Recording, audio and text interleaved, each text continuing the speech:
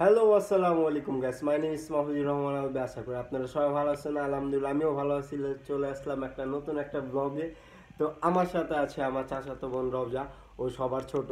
তো ও খেলনা দিয়ে মাছ ধরবে, তো ওটা আমি আপনাদেরকে দেখাবো। দেখে কিভাবে মাছ ধরে। তো এটা খেলনা মাছ। তো আমরা এখন ঘরের ভিতরে বড় মাছ ধরবো। কি ধরবো ক ওই তো শরমেই শেষ, কি কথা বলবে। ও তো শরমে যে বেলকা, এই বেলকা, এই কথা কস না কেন? কথা ক, ক, ক, কথা ক। ও তো শরমেই শেষ, ও কি কথা বলবো? ও বোবার মতো আছে। এই বোবা, কথা ক।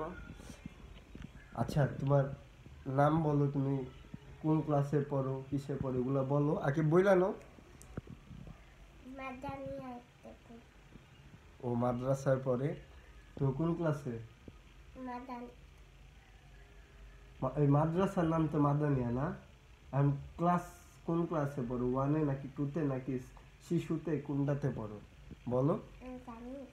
ও জানে না, ও কিসে পড়ে এটা ও জানে না। কিন্তু হাদিস পারো তো? হাদিস বলো তো একটা।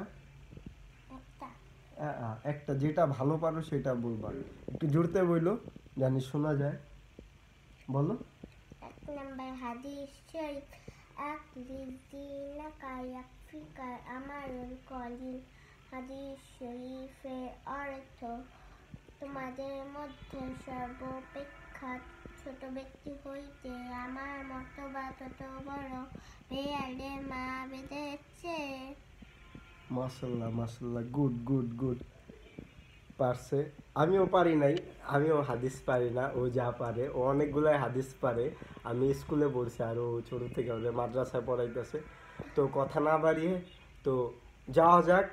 রওজা এখন মাছ ধরবে, আমরা মাছ ধরার ভিডিও করবো। Let's go.